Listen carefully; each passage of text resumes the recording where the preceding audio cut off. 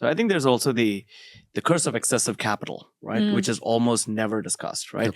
We picked up as much as we could, right? Because the first year you end up acquiring or you end up adding a lot of people to your team and they join. So you end up getting a lot of people on the bus that don't belong. And the bus is very heavy. You end up brute forcing the outcome. You've set yourself on a really steep ramp. And so you basically have to drive this bus up this ramp really fast. And it's already very heavy. The key point that you mentioned is, I think a lot of times people don't recognize it. Valuation is just one number. Yeah. Right. If I pay double what is reasonable, I will have 2 times the expectation. Correct. And unless you are able to produce that 2 times my expectation, which is probably unrealistic, there's no way that you will be able to meet my expectation. But it's still possible. I mean, I've seen some of your lists of your VC. These are reasonably good guys, but of course they overpaid. That doesn't matter.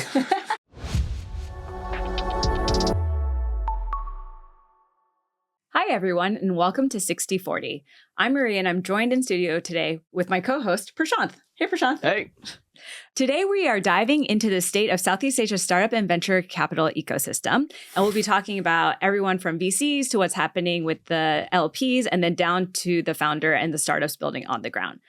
And we have the perfect guest to join us for this particular topic. We are joined by one of the most storied investors in the region, Kee Lock Chua, Group President and CEO of Vertex Holdings, Managing Partner of Vertex Ventures Southeast Asia and India, and Chairman of the Vertex Growth Fund. I hope I didn't miss anything there. Nope. Cover everything.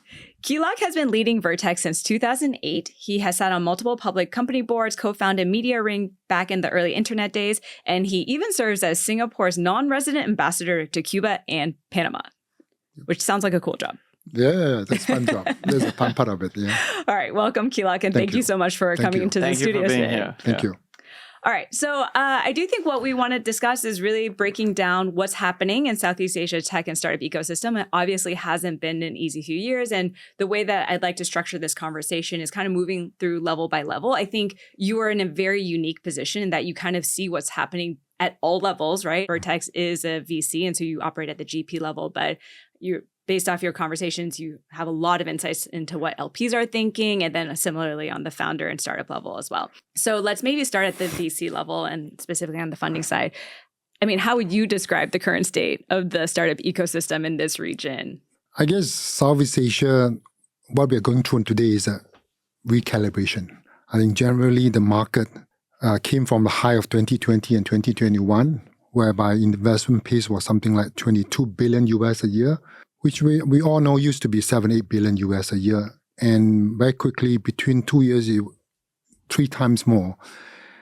And, venture capital business is very much a people business. Suddenly, you have so much more money deployed. Naturally, you will make a number of mistakes. And that, unfortunately, happened quite a lot more than usual than in Southeast Asia. And we are today, many of the startup, unfortunately, is struggling. That caused many of the venture capital firms to similarly struggle. Many of them are decided to pull back and invest less, focusing more on their portfolio, which is the right thing to do. And this is going to take a bit more time to work through it. And so therefore, today we are in a recalibration pace. I think based on the 2024 data, I think the investment pace is something like $5 billion US, which much lower than the normal pace of Southeast Asia. But I think eventually it will recover as soon as all these portfolio issues are being worked through and the venture firm are able to create exit. I think this will recover. Take a few more years, perhaps, yeah. When you say recalibration, and over the course of your career, have you seen a similar level of recalibration in other markets? Is this Southeast Asia first big recalibration, which is why it's also causing so much angst? Or is it just, this is what it feels like now, and I think in the long run, it'll feel like more of a blip? No, I think every market will have gone through this. I mean, US started venture capital industry in the 1950s. I think there are multiple cycles of boom and bust. We remember the 1980-something of the fabulous IC boom and bust, the internet boom and bust, then subsequently the software and service boom and bust. We all remember all this, right? Yeah. The difference of US market is because it's much deeper, much bigger. So, you don't really feel it very much. But nevertheless, if you go into the detail, you know that there's a bit of, struggling by certain startup venture firm. Same thing for China. China also similarly went through that cycle, and China, of course, came out of that a bit more better now. Europe also went through the same cycle. India also went through that same cycle. Southeast Asia, like you correctly pointed out, is the first time we're going through that, right? So therefore, people are feeling a bit more anxious, never experienced it. It's like, like when we drive the highway 90 miles an hour, suddenly we slow down to 20 miles an hour, which is still very fast. Huh? We feel like, hey, we're not moving. Actually, it's not 20 miles an hour, it's still very fast. So I think today we are driving much slower, but I think it's a healthy thing. But, but many investors are getting more worried and more concerned. But I think this is going to, eventually get better. Yeah. I mean, I think the lifeline of the startup ecosystem is obviously, the quality of the companies that it creates, the exits that happen, but it's funded from, through the LPs and through the capital flows. And one thing that I consistently hear all my VC friends complain about is just how difficult it is to raise funds for any Southeast Asian focused fund at the moment.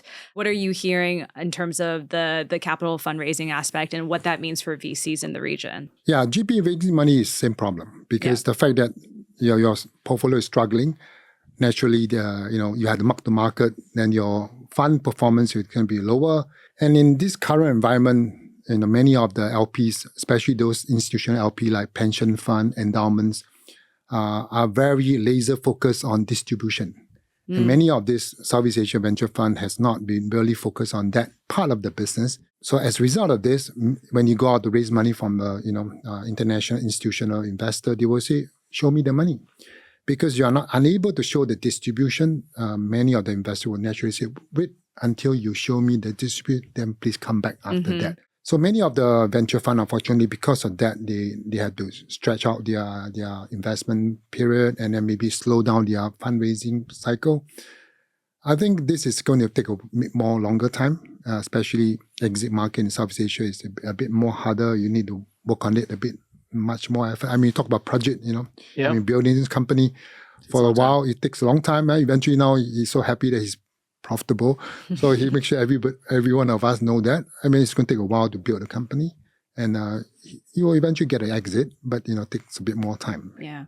So the DPI is not there. All these LPs invested probably 5-ish, 6-ish years ago, and they're still waiting to see their returns come out of that first fund, and so they're holding off on checks until they start to see some of those promises realized. Is that your take? Yeah. But to be honest with you, sometimes, we all like to blame the venture capitalists, but also the LPs are equally responsible for this. I mean, I would tell you a story. When we were raising our fund 2019, 2020 of Southeast Asia Fund 4, and we are, going to see around global venture, investors, institutional investors. And because we are much more established, much, maybe perhaps more structure in our process, we tell people, we look at the deal, we need to due diligence, we deliberate in our process. By the time we finish investing, it takes about 6 to 8 weeks or even 3 months later, then we'll make the decision, right? So, and 2020, 2022, and 2020 also, quite common that you hear some venture firm, they can see a portfolio company in the morning, they wire money in the afternoon. Yeah. And I mean, to us as a professional investor, this is irresponsible. I mean, you're not managing your own money. You can do whatever you want, but you're managing other people's money. Yeah. So in those period of time when we are raising money, and this so-called the young guns, fast gun, is become an important criteria. In fact, one of the institutional investors even tell me, Kee Lock, we really like you guys. You are very structured. You are very disciplined. All the important words that you're using today. But the problem is that we think Southeast Asia is different. You require faster, younger guns that move faster, can do things quicker than you guys. I think you guys are slow and old. So therefore, we prefer to invest money in the young guns. So I said, wow, what kind of work have this gone through whereby you actually encourage irresponsible investor, you are actually encourage investors are not to be disciplined. So LP is equally responsible for this whole, how this Southeast Asia market evolved into today's market. And some of them, encourage the rapid deployment. Interesting. And causing this so-called blow up, in my opinion. But I think 2019, 2020 was also 0% cost of capital. It's a very different time. People wanted that capital deployed. People didn't want to see it kind of patiently wait for the perfect opportunity. They said, hey, there's going to be 1,000 mushrooms blooming, or 1,000 flowers blooming. It's like, why mushrooms? Yeah. And they just wanted their play. Well said. No, nothing you well said. I think you are an entrepreneur. You've been through that. Yeah. You know how it's like. I think, but VC investments it's never been about spray and pray. Yeah. People always forgot this point, and this is also in industry, but it looks very simple. I mean, just like you building company is very difficult.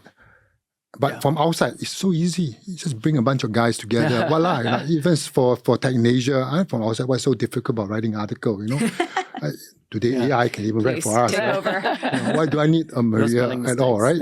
Maybe even can read out the text, right? So I think a lot of times people who doesn't really understand that, they tend to undervalue the processes. So diligence, diligence, discipline, and when all these flowers are blooming, everybody fear of missing out comes about. People all want to make sure that they invest. Yeah. I was telling you that one of my colleagues, I reminded them we went through that cycle ourselves too. And as on the old guy, I was telling a guy, please, we all have seen this before. We've seen this before in other market. Please, let's not rush. Let's slow down, right? And there's one opportunity in Indonesia, and we met many times, meaning over 2 weeks, many times. Yeah. To them, that's already a lot of due diligence. And we finally came to a conclusion that maybe at most 12 million pre-money valuation looks like reasonable valuation, although it's still too high for us. But we say, okay, given this market, let's try to offer them. And our entrepreneur was obviously not very happy. And he told us that he's going to meet ABC, whatever groups subsequently.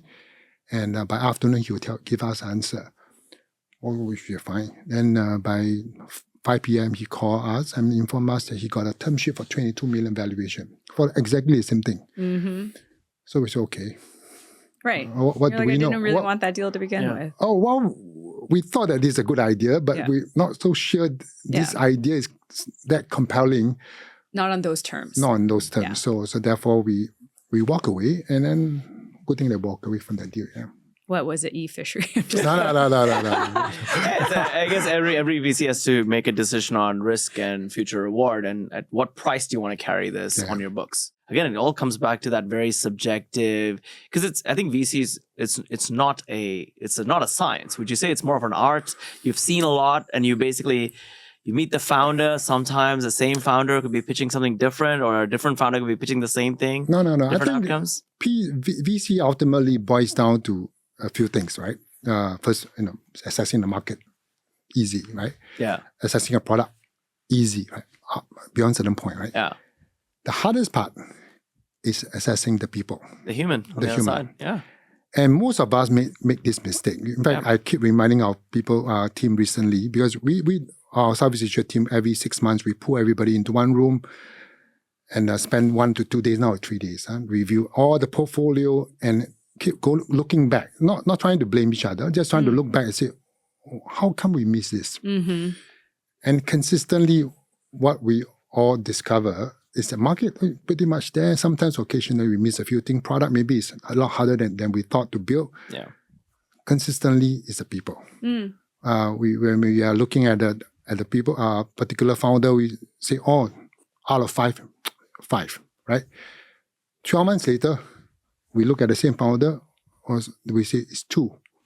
Hey, this is same person, no? It's the same Maria. Well, how come today is 2 points? And one of the common issue I reminded everybody again, that we assess people usually in one level today. It's called ability. You are from which school? Wharton, right? Yes. You are from Stanford. High five. Yeah. Great school. So check. Ability is something that all of us know how to do. Yeah. But we tend to use ability to extrapolate. So because ability is good, therefore everything will be fine. There's a second level of thing that we usually miss out, which is called motivation. Why are you doing this? Because you just want to have fun. You want to do this because it's social impact. You want to do this because you are motivated by creating a new product and creative idea. Which like Horizon Robotics founder, you ask him till today, he's worth maybe 5 billion. He's still talking about product every day. So what is that motivation? But a lot of times we don't access that because motivation is equally important, right? The next most important level, which is the hardest part of the assessment, attitude. Yeah. What is that entrepreneur attitude, he or she, on failure? He or she's idea about working with us in the worst of time. Many, many things you need to assess, right? So whenever we invest in an entrepreneur startup, we tend to only do the first level, persons from Harvard or Stanford or whatever, school, maybe NUS or whatever, check. And therefore, it'll be fine. And that is 5 points, right? And we assume the rest, the other 2 is 5, 5, 5, right? And after, investing 12 months, we discover this is still 5. This is probably 2. This is probably 0, right? Then we realize, oh crap, average become 2. So that's one of the problems but a good venture capitalist, usually their assessment of all these 3 are equally good. Of course, sometimes you'll miss a few things, one here and there, but ultimately you will spend enough time to understand what is motivating this gentleman or this lady to do this business. What is his or her attitude in this whole thing? Is this a person with a lot of excessive greed, or this person is more balanced? All this you need to spend time. But I think a lot of times as a venture capitalist or an investor, you don't spend enough time on that. Yeah. Anyway. You definitely can't do it in 2 weeks or even like a... And you can't do it without a lot of other tele- data points, like from other, external parties or whatever to really know a person, right? Correct. You need to spend time. You need to understand a lot more things, and you need to understand how these are being done. It's important because you need to be thoughtful about all these points. And because, all startups, like your startups you are building, you always go through a very difficult time. Yeah. When you go to a very challenging time, you have to be able to have a conversation with your investor or your people or your management team. How is this manager going to see your founder going to deal with this? Yeah. Or some people have the attitude that whenever something go wrong, it's Prashant's problem, not my problem. Those kind of entrepreneurs, you have to be careful, right? They will be first one run out the door, things like this, right? The missionaries and the mercenaries and the... Yeah. So one thing that I've been thinking about is, because I've been talking to a few founders who, of course, in the last few years, there have been exits, some mergers, forced mergers, some shutting down or whatever. Our last episode was actually with Nipun from Ula, who obviously shut down as well. So I think the question is, like, as a VC, say you funded you backed a founder, the company didn't have a great success or a great end story, but you saw something about that founder in the process of them shutting down or making the tough calls or whatever it might be. What would motivate you to back that founder again, even though you lost money on the first deal? No, I don't think losing money on the first deal, that means that this founder is bad. It's always about, it's early stage investment, right? Everybody is guessing. I always tell the entrepreneur, if whatever you are doing is really compelling and nobody has seen it before, we're all trying. We're all trying, right? We're all trying. So therefore, in that process, what we hope is that the entrepreneur do very, very best and trying to find the product market fit as soon as possible and be thoughtful about this whole process and communicate with us, and so that we all learn this together. Ultimately, some point in time that may not work, we just say, look, the product market fit is not there. The market just doesn't exist. Or maybe, we are too early. It happens before. Yeah. Some product, you are 6 years too early. 6 years later, it's exactly the same thing. Voila, become very successful, right? So it's, timing is the issue, right? Can I just add one thing? And I'm going through this right now. So I think there's also the curse of excessive capital, right? Which is almost never discussed, right? Yep. So this is my fourth startup. I've been lucky previously. So this time around, when I was raising capital, of course, capital was easy, right? So I think that was one problem, because I didn't have to work as hard, or my team didn't have to pitch as hard to get kind of enough venture capital around the table. The second problem was we picked up as much as we could, right? And at a very, very high valuation. And you actually, as an entrepreneur, don't see that curse play out for the first year. Because the first year you end up acquiring or you end up adding a lot of people to your team. And they join because they're like, hey, the company has a ton of money. This is going to be fine. Or the entrepreneur has been successful. So we're going to be fine. So you end up getting a lot of people on the bus that don't belong. And the bus is very heavy very early on, right? Then you end up, and I'm guilty of this, you end up brute forcing the outcome. Because you've taken so much capital and at a high valuation, you've set yourself on a really steep ramp. And so you basically have to drive this bus up this ramp really fast, and it's already very heavy. And I think, to your point, I think that is also if we go back to our previous conversation, a good VC will say this much and no more, and at this valuation and no more. And I think a good entrepreneur, not me, should take that advice, because it may at that time seem self-serving on the VC's part, but it actually serves you a lot better through the year. Prashant, I must tell you one thing. This part of your presentation, I'm going to clip it, and then next time every entrepreneur I see who are trying to ask you can just me send for them to me and I'll tell them, three times to higher price. And you know, the funny thing, the key point that you mentioned is, I think a lot of times people don't recognize it, valuation is just one number. Yeah. Right. If I pay double what is reasonable, I will have 2 times the expectation. Correct. And unless you are able to produce that 2 times my expectation, which is probably unrealistic, there's no way that you will be able to meet my expectation. Therefore, I will always permanently be disappointed with you. Correct. So this is one of those challenges, I think, but it's still possible. I mean, I've seen some of your list of your VC. These are reasonably good guys, but of course they overpaid. That doesn't matter. But I think I'm giving them money back and stock back. No. Yeah, absolutely. No, I think that's the right thing to do. As an they entrepreneur. execute. Go back to what you say, being capital efficient, execute the product. You may have to pivot some point, but I think investors will recognize that ultimately is building a sustainable, scalable business. I think that what you are saying is good. I'll make sure I record what you say next time. No, but I think, look, this is and even for an entrepreneur, right? It's like just being like a dad, right?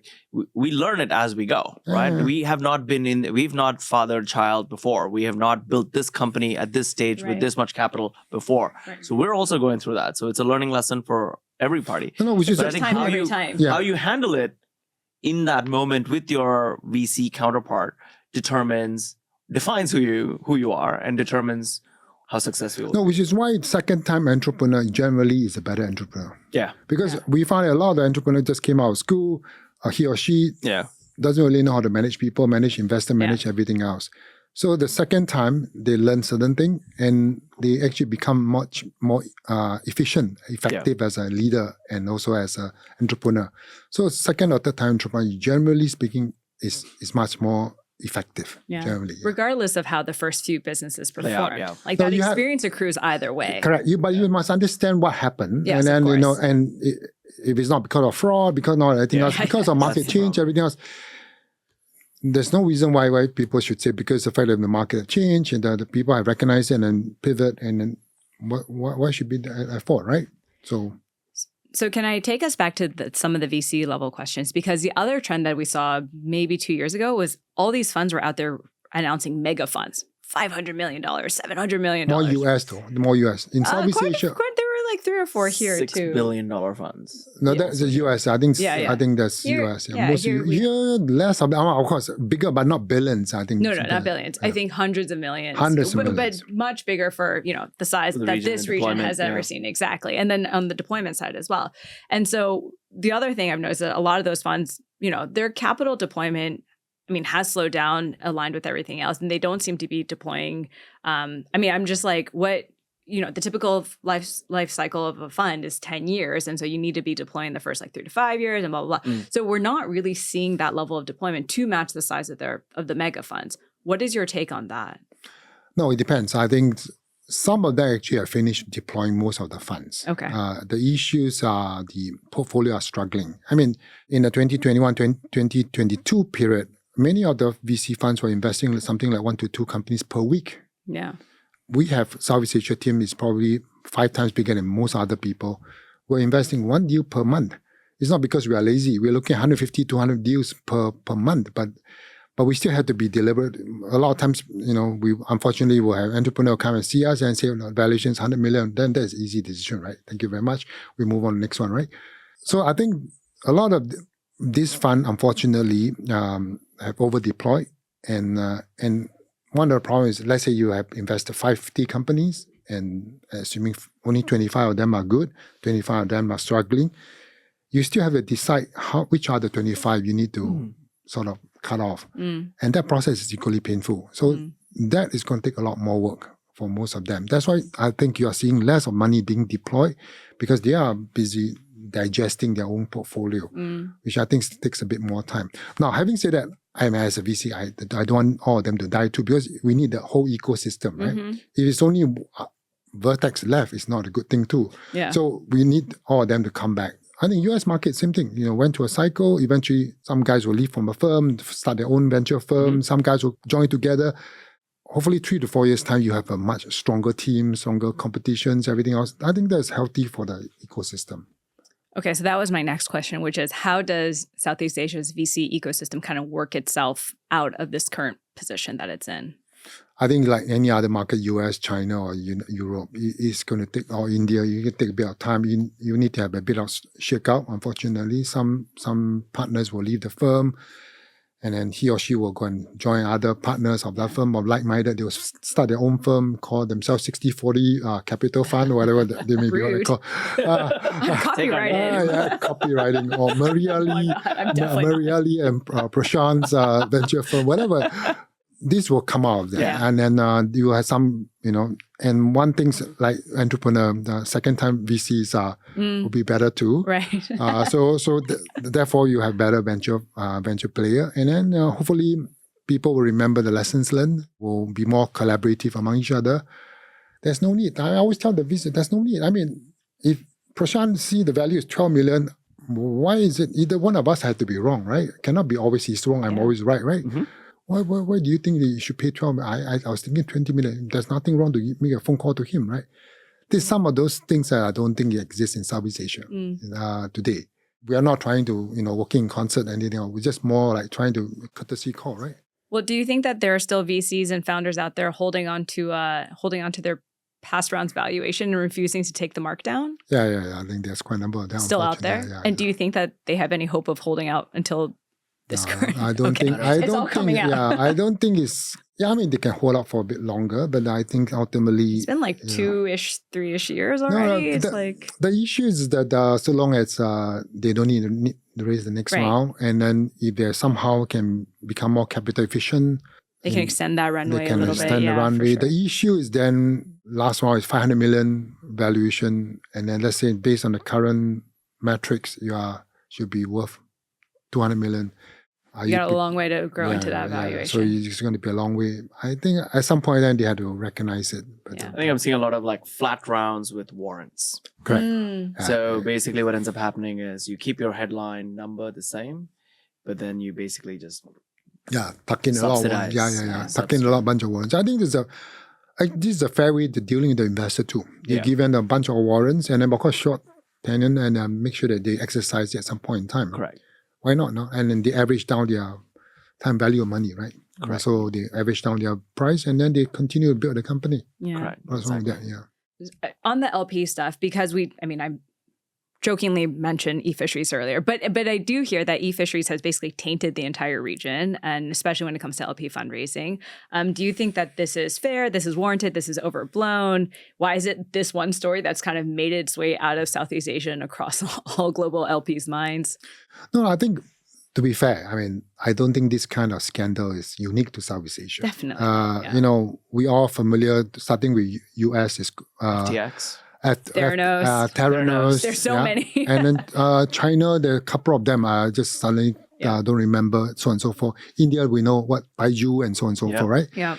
So it's not unique to this. But I think the reason why this happened is exactly what you were saying, that the investor overpaid and entrepreneur, unfortunately, I don't know him, but I'm sure he didn't do this because he want to be a fraudster. He want to create accounting fraud. I think it's more because of the fact that last round investor overpaid, and they expect the revenue performance to be, let's say, Y. Right. And then in the normal progressions, it's probably like 50% of Y. And he has two options, right? The first option, most entrepreneurs that we dealt with would speak to us, say, look, Kee Lock, It's not happening. it's not happening. It's not because, and then we listen to it. Okay, fine. I mean, we overpaid. That's my fault. But, how do we get out of this? How can we scale up faster, right? So that's how we will deal with it, right? That's one option. The other option, some entrepreneurs say, you know what? Maybe I can find a way to extend my runway by, for now, buy a bit time. And I think a lot of times entrepreneurs do this because they're trying to extend their runway, hoping that they can somehow grow into it eventually, not knowing that actually this is accounting fraud. And if you look back all this interview by an entrepreneur, I don't think he, with the intention to go and create book, cook the books to raise money. Yeah. It was more like, oh boy, I'm behind plan by so much. I better somehow catch up. And the only way to catch up is to Fix the numbers. fix the numbers. Yeah. And then in fact, I think I saw one of his interviews. He said he half expected to be caught after 6 months. When cash is flowing that freely, Yeah. No. I mean, People aren't paying talking about eFishery, one of the questions that I asked my colleagues when they were talking about this, it's always, for me, it's always logic, right? So I asked them, hey, how do you know how many fish inside there? That was the first question I asked them, how do you know? yeah. They say, oh, they have this way of counting. I said, how do you know that it's not from the other pond last night over tonight? Yeah. They said, oh, this is fraud. I said, no, I'm not saying that this guy is fraudulent. I just, We should, That is one. yeah. we should be able to logically. Logically, yeah. I mean, this is when you're about to go public, you have a software as a service company. Yeah. Your auditor is going to audit the number like crazy to figure out traceability all the way to make sure there's no numbers are being cooked. So that's, but software as a service company is very easy to do, right? You check until the last guy will pay, right? Yeah. So that's simple as that. But fish, how do you do that? This pond and that pond, how do you know? How do you count? Hey, Joe. You gotta name them all. Yeah. How do you do that, right? You cannot mark the fish, right? Yeah. There's millions and millions of them, right? Yeah. Or you paint them yellow color, cannot, right? Yeah. Not possible. So this is one of the issues. So eventually I thought, hey, look, come on. This is not really for us, man. And we don't really understand that. How do we go and do this? This is one of those fundamental questions. So I think it's also I think every entrepreneur has this, and you have to have this to succeed, a slight fake it till you make it mindset, right? And you have to be delusional. You have to be naive. Yep. You have to be, you have to believe that you will make a dent in the world. And if you just stay at it long enough, it'll happen, right? Otherwise, you will quit. You'll quit like every day. You'll quit, Correct. right? So we're all delusional. So I was trying to explain to my wife the Theranos kind of saga, and I'm like, look, all of us fake it till we make it, right? We always sell ahead. We are the kings and queens of vaporware selling, right? And then we come back and we say, hey, I got a sucking sound. Let's build it. Let's go, right? So, but at some point, because the brain is tricky, we trick ourselves. To believing their own. We kind of drink our own Kool-Aid. We trick Yeah. ourselves into reality distortion. Yeah. And then we can't tell what's fraud and what's fact. Yep. And it requires a very cool, meditated mind to kind of keep the two apart. No. This Otherwise- is actually very excellent because it shows that you are now a better entrepreneur. You are able to differentiate between reality and when are you And the faking. distortion. And distortion. And you know that beyond a certain point of distortion is fraud. Correct. And you can't get there. You Correct. can't get there. It's about, this is the direction we're all going, right? And this is where we're going. So you have to get there, right? But you can't get there in one step. You have to break your steps into multiple steps. Yeah. Somehow, you always say you are here, right? Actually, maybe you are here, right? But it's not very far, right?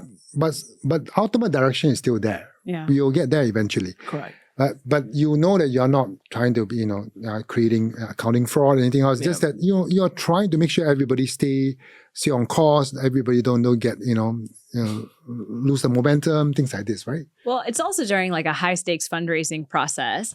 You're out there, you're selling projections. Yeah. You know what I'm saying? And then the VC is like, I want to see this. And then you're like, okay, let me do the projections. And it's obviously a very slippery slope, but you could see, I don't know. It wasn't me. It was the accounting AI yeah, software that was hallucinating. but this is where that's why I was talking about this 3 level.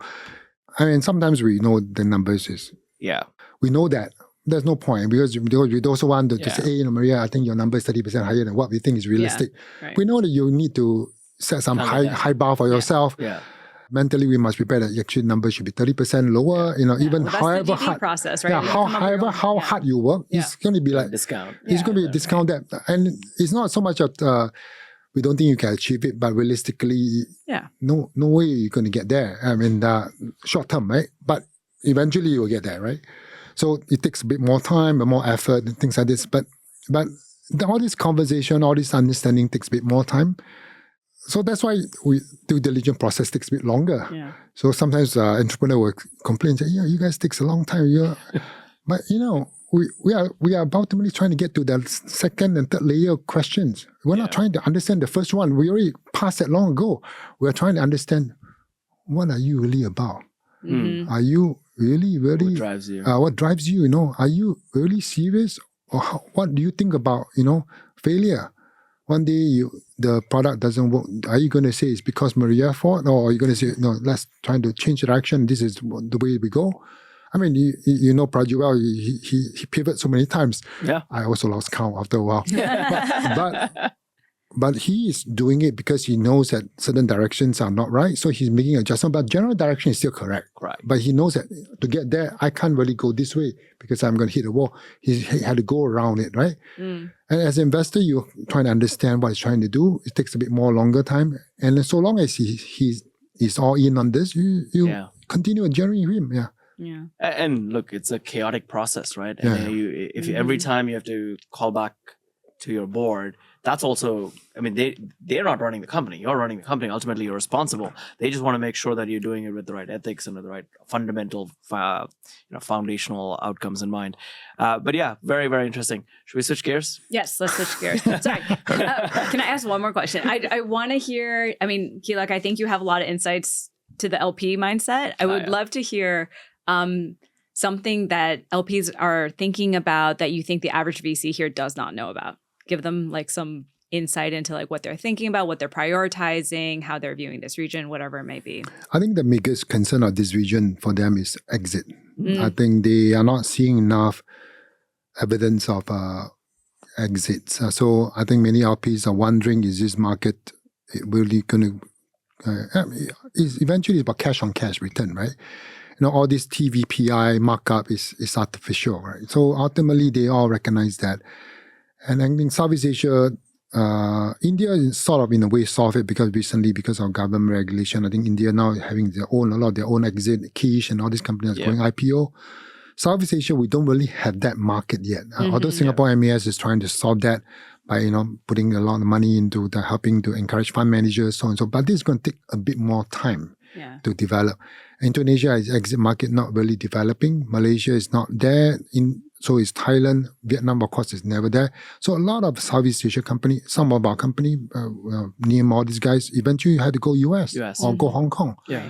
And it's not going to be this region. So long term, this is a problem need to be solved. So the LPs, I think this is a concern for them. But I think they do agree that this is a region that you should not ignore. 600 million populations, mobile savvy consumer, young populations, growing middle class. They all know this, but they want to see enough company that generate returns and exit in some manner. Yeah. Well, I mean, I think when you go back to the eFishery, it's like, okay, why is eFishery such a big deal? But like in the US, you have Theranos, you have all the WeWorks, FTX, like whatever, you have FTX, exactly. But because the US is still the fundamentals are still there and there is actual cash being returned, right? And so it's like you do have these bad blips, whereas I think in Southeast Asia, there have been very few great exits to begin with. And then you have a big story like this. And look, we say US and Southeast Asia, but it's like saying Texas and Vietnam, right? It's like basically the US is one contiguous market. Right. It's like 350 million people, highest GDP per capita, risk-seeking, entrepreneurs and capitals to boot, right? Like capital to kind of like back that. But here, when you take Southeast Asia, you're talking about Thailand, it's different from Indonesia, it's different from Vietnam. So and I think these are all, it's an amalgamation. And we call it Southeast Asia. It's easy. Yeah. But we pitch it like that in the pitch decks. but it's like, I think we do it a disservice by kind of lumping it together and saying, hey, this is one continuous Yeah, that's market. true. Each of those are massively, and they have their uniqueness to themselves, but they're, you know. I But think the that barrier makes entry is sense. high. I mean, Yeah. if you are able to build the capability like Grab, Yeah. why is Grab able to sort of, compete against Uber? It's because Grab was able to prove that they are able to build this capability. It's almost difficult to, Yeah. remove them. If you are able to build that because of this differentiations or difference in the market, Yeah. this is a barrier entry. That's right. So if you can entrench yourself and build good capabilities, Yeah. I think you'll be fine. Yeah. Exactly. Yeah. Okay, we can't not talk about AI. Yeah. We must. I would love to hear your thoughts on what you think the potential is for Southeast Asia's AI startup ecosystem, and then maybe at which layer you think Southeast Asia could really play, right? I mean, I would think that the LLM model is probably past, but so then like when we get into the app level, the capabilities layer. So yeah, what are your thoughts for the future on AI here? I think AI in this market should be just applying, about inferring and applying the technology. It's not Like about localized use cases. Yeah, basically. correct. It's about trying to use some of the foundational model that are in open source, and there's no need to Rebuild another. rebuild another one. Yeah. The value is very incremental. Firstly, number two, you don't have enough resources like Facebook to pay somebody $100 million for a year. Yeah. So therefore, Southeast Asia market, the good entrepreneur. I mean, you guys were just how we were talking about it. So you're applying the AI technology into your product, into your thought process, your decision making process, in the customer service level process, in being very much part of your applications. So I think this is how entrepreneurs should think about that. Yeah, so I think AI infrastructure, you're saying, hey, let the West deal with it. Like it's and mostly that infrastructure is, chips and all the good stuff that goes around on top of the chips and very expensive model builders.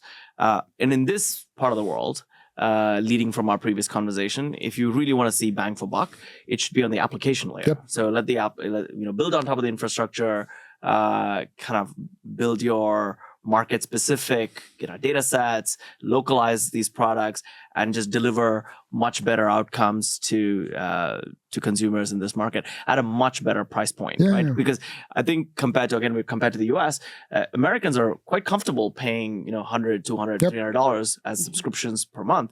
But in this part of the market, if you want to deliver the same service, it has to be $3, $5, maybe $10, right? Yeah. Singapore excluded, or Australia excluded.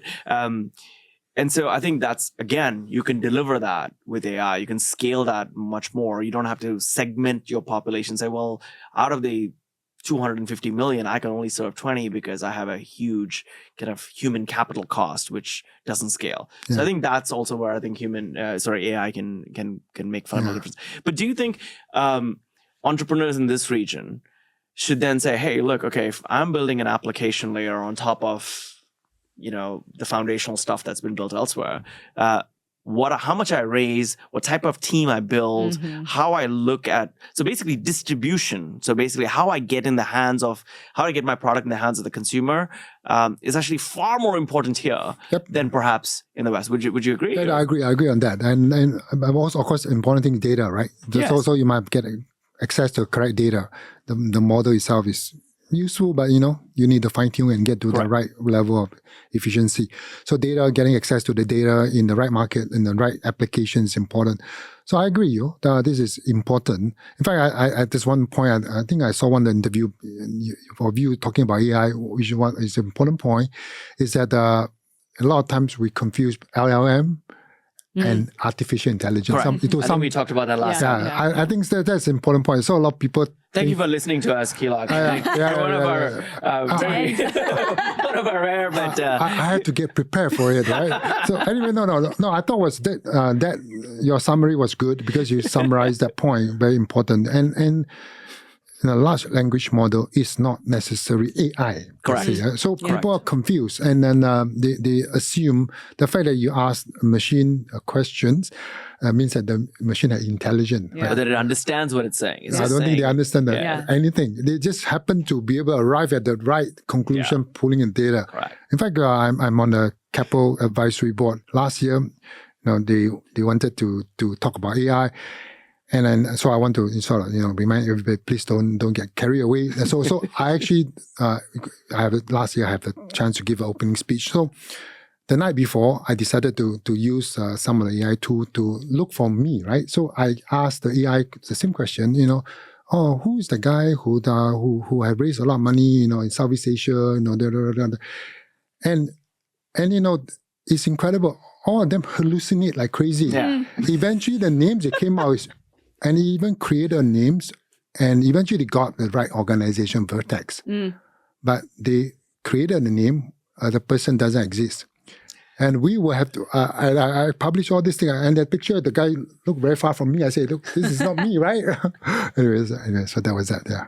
Exactly. It's also faking it till it makes it. At some point, it'll catch up with We've learned reality. from the best. Everyone's faking it at every level, but yeah, sure. So then the last wave of tech was really kind of on the SaaS level. And I think that one thing that's interesting is that Southeast Asia, including Singapore, didn't really put up a global SaaS champion. Not really. PestNet is one of them because they are very low profile. Yeah, fair. Okay, fair. But that's not that many. Yeah. They are probably the one of the very few unique, and because they are early in their market and they grew globally, and now 800, 900 people globally and huge revenue. And right. So you're right. Yeah. So we kind of, it felt like on a global level, we missed the SaaS wave. And so do you think that for the AI tech wave, like there's an opportunity to really field true global like winners out of Southeast Asia? Yeah, I think so. I think that there's opportunities because especially now AI tools are a lot more effective, efficient. You probably can build a lot more software as a service application much quicker. But the question is finding the right pinpoints and solving the problem where the product market fit, right? So this Southeast Asia by itself is still a big market, and there's still a lot of problem. I mean, talking about banking, there's so many people actually don't have a bank account in Indonesia, in Thailand, in Malaysia, many countries. Singapore is unusual, right? Yeah. For Vietnam, same problem, right? So is there a better way to serve all these customers?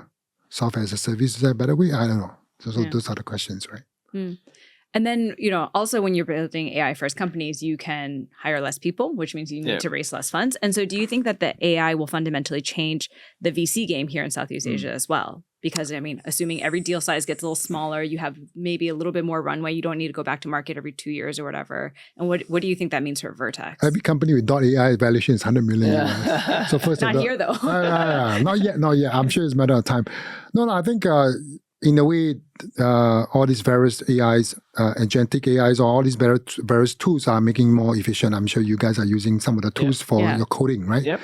So these are clearly you used to require 10 people, maybe now only need 3, right? So those are things that you probably can do better. More capital efficient, but ultimately it's still finding the right market, right applications, right pinpoint to solve. Yeah, and I think what we're seeing is on 2 dimensions. One is I think you can drive for the first time mass personalization, right? You can take a large population that you want to serve and you can serve it very deeply personally, right? Because you're not putting people at the problem, you're actually putting these things that can kind of pseudo-assemble or pseudo-analyze and personalize very well. So mass personalization is one. And the other is the path to revenue is a lot shorter right now. You can actually say, hey, look, my AI will solve this one thing for you. It will do your taxes. It will pay your credit card bills on time or whatever, very narrow, specific thing. And it's 2-person entrepreneur team or 3-person entrepreneur team. But the path to revenue and the path to profit is not an 8-year path. It's actually shorter, maybe a 1-year path. Yeah, shorter. Maybe these are smaller companies, right? Yeah. Maybe these are only going to be $100 million pops. But I think that will also force how venture capital is set up, right? Because you can't just have big hitters now. You can have a lot of small hitters that just say, hey, look, we're a $100 million company. We roll in, right? Yeah. We go. So portfolio construction will start to look different as well. Very different. And so Not necessarily, but I think you still ultimately venture capital firm. You still have to go for the big winner. You can't really invest. Do lots of small ones. Yeah. You can really invest small, little 100 companies, hoping that you will make the 3 times return. You still have to back very compelling, startup, very compelling entrepreneur. And of some of this, you ultimately need to return the whole fund. I mean, one of the investment we make, the whole fund was returned in one investment. So, and another one is hopefully at least about maybe 75% of the fund. So those are still the thesis. Still, this is where venture model is all about. Unlike the PE fund, that you need to invest enough. Your failure rate is lower, and so on and so on. But VC is still about backing the very disruptive, innovative idea, and then have enough barrier entry so that you can build a more bigger scale, and ultimately the returns will be tremendous. Yeah. So I mean, I think when people think about VC funds, the traditional VC model, it's like, the fund is returned in the top 5%, whatever, by the top 5%. You try to basically claw your money back and basically break even from like the middle, 80%. And then the bottom 15% are just big losers or something like that. In our funds, right? Yeah, in current funds. So in this like more AI native startup world, if your middle 80-ish% is able to generate like a +5, +10% return or whatever, you don't think that lowers the barrier in terms of like what you need from the fund returners? No, I think this is probably the same argument everybody used for the fabulous IC, the same argument people use for internet companies. Okay. Yeah, because I think ultimately it's still about building very disruptive, very compelling company. You can't be expecting to build a bunch of companies who are worth $50 million ultimately make out the returns. That is not the venture model. That is a more later stage private equity, more PE model that you try to have less failure, but build incremental value. You ultimately still trying to back big ideas. You maybe take less capital, much quicker to revenue, much quicker to product market fit. But it doesn't mean you still need to show that you are able to scale to 100 million, 200 million, 500 million revenue.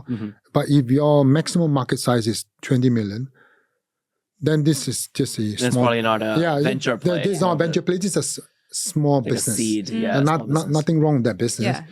So it's a different model. It's a different model, different business. But ultimately, there was a venture firm 20 years ago did a very interesting analysis of the venture firm performance. They analyzed everybody and they found that every venture firm's, most venture firm failure rate is about roughly the same, 50%. 50% time you get it right. 50% time you get it wrong, that has become zero, by the way. Those you get wrong become zero. The good venture firm, the 50% time you get it right, the return, that 50% will return 3 or 4 or 5 times the money of the whole fund, or sometimes even 10 times. The difference of those not so good venture firm is that the 50% is still zero, the 50% they return like 2 times the money. So on the average basis, you are still 1. Yeah. So your return just barely the money. So that is the model that everybody had. So those are the venture funds that paid too much, took too little stake, and eventually got to a 2x versus got to a 5x. Yeah, correct. So that's why I think the pricing in and what you hold it in your books, makes a big difference. Yeah. But to be fair to them, I mean, sometimes I know sometimes deciding when to say that there's no product market fit is so difficult, right? Yeah. It's also difficult. I mean, entrepreneurs still believe that, I think I'm there, and you don't think you are there, and this conversation usually is quite difficult. Yeah. Absolutely. So I'm sure you also have a lot of companies in the portfolio that got started in say 2022 or 2020, and that world looked very different, right? There was no AI, there was no AI automation. How are you advising them today? What are you saying to them? It's like, are you saying, hey, now or you're done?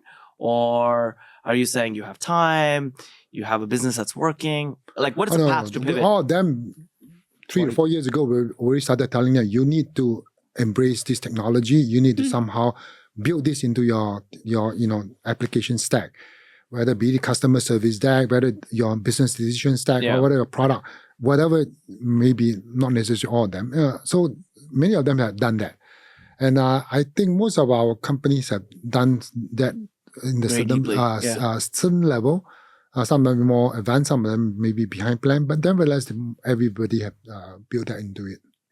Yeah, that's good to hear, because I think it seems like there are companies that are pre-AI and post-AI. It's very clear. So the guys who have a clean slate, it's an easy play. Yep. But the pre-AI, for every operator, Yeah. it's a challenge. Like, It's when hard. do I Cut over. cut over? Yeah. How much do I cut over? Do I have the problem of letting go too much of my staff and then have to rehire all of them back because this thing was all hype and it didn't quite work? We've kind of discussed that on the podcast a couple of times. But yeah, so that's the operator's dilemma, I suppose. Like, when a new tech comes in the middle of a wave. No, I think you have no choice. You have to Whatever. gradually you have to embrace and start adopting the technology. If you don't, I think you ultimately will be eliminated. Yeah. Kee Lock, with all your years of experience, I would love to hear what is your projection for the startup ecosystem here in the next 1 year, 5 years, and 10 years? In Southeast Asia? Yeah, in Southeast Asia. Next 1 year to maybe 2 years, I think the current state is going to continue. I think you're going to still be, it's going to still continue to be very hard to raise money for startups and VC guys until they are able to show the distribution DPI. I think it's going to be continue difficult. But I think this will work through it. Eventually, assuming there's no other problem globally, some portfolio will recover, some portfolio will accelerate, and certain VC guy will form a new fund. There'll be better, focus area again. Don't forget, this is a 600 million people population here. I mean, there's a lot of opportunities. So at some point in time, we will be back to, growth again. Maybe like at the 5-year mark. 5-year mark. And then in maybe 7 to 8 years mark, we will go back to everybody chasing a video, FOMO idea again. Everybody forgot about what we are doing. Yeah, right. And then due diligence is supposed to be in 1 day, we'll be back to that. And then 10 years later, we'll be on having the same podcast again. Well, I think in 10 years, there'll be a VC AI and an entrepreneur AI. And they will just talk to each other. They will say, is there a fit? And then it'll go to the human. Really. Hopefully that will come. That would be good, man. So that way you can screen thousands of companies. That'd be good. Just by them sending in their AI and you sending your AI too. To figure out which is the best, huh? All right. I have one last thing. Yeah, go for it. And because we have to talk about this. Like, we've come from a world of multilateral relationships to what looks like many mini-lateral relationships, or mini bilateral relationships. And this has a profound effect on populations, on capital, on companies. From your vantage point as Vertex, do you see this as business as usual, or do you see some fundamental changes that this brings? And I think Singapore is in a very unique and positive position. It was in a very positive position before, and I think that just continues to strengthen even in this new world. It's a bit of a tricky question. Maybe you can choose. I guess fundamental questions boils down to China and US, right? Correct. So these two big economy. And now India as well. Yeah, India. But India is less consistent in terms of their being friend or foe. Yeah. So, but China and US, because of historical reason, I think there's chronic, suspicion among each other. I think the mistrust is going to be there permanently. I don't see that even they put a pause to the relationship. I don't see that they're going to be now greatest friend of all. Yeah. They, hug each other and everything back to normal. I don't think so. I think what we are facing today is definitely it's going to be bifurcation of the economy, bifurcation of technology war. Gone are the day that you are a semiconductor company, you provide one chip, voila, every market in the world. You probably have to produce different, version of that. And then maybe if you are Singaporean company, maybe you have a slight advantage. But even that, they were trying to figure out which side are you on? Are you on the left or the right side? So I think this is going to be harder to navigate as an entrepreneur. Yeah. So no matter how, you have to pick a market first, right? Be it China or be it US, and try to build on that first, accepting the fact that you can't pick both at the same time, and trying to hopefully build a big enough company, and subsequently you can somehow able to address the other market. But I think the world is bifurcated for sure. I don't see this being solved because of the atmosphere of mistrust is so ingrained. Yeah. I think it's that cloud is thick. The cloud is thick and it's difficult to overcome just because of the fact that they all sign an agreement, I don't think that Yeah. trust is going to be returned tomorrow. I think it's going to take a lot more generation to get this through. Yeah. So to draw a historical analysis, it'd be more like what was happening during the Cold War potentially, but scarier because China is actually a stronger and more powerful economic force. Correct. Yeah. This is where I think at some point hopefully both sides will learn live and let live. I don't quite agree with you, but you don't quite agree with me. It's okay, fine. You have your own opinion. I have my own opinion. I do my things. You do my thing. I'm not going to be bothered by what you are doing. I think somehow if we can find that bifurcation, well, we are probably fine. Yeah. It's more complicated for technology guys. You have to think about all these questions a bit more. But this is the reality. I don't think it's going to go back to the 20 years ago where all happy family, everybody, one product. Globalization is globalized. good. Yeah. I think the globalization is pretty much over. The hope of the 90s. Yeah. I think that will also means that the growth will be lower and definitely have to be, right? Yeah. Everybody's going to have their own supply chain. Yeah. Cost is going to be higher. Yeah. We're all going to pay a higher price for a cup. We're going to pay a high price for or for a mic. Things like this. Growth is definitely going to be slower eventually. Yeah. Okay. Cool. All right. Kee Lock, thank you so much for joining us much. today. This Thank you very was much. super fun. Thank you very much. Very insightful. And that wraps this episode of 6040. As always, you can nominate speakers or topics at 6040podcast@techainasia.com, and we will see you next time.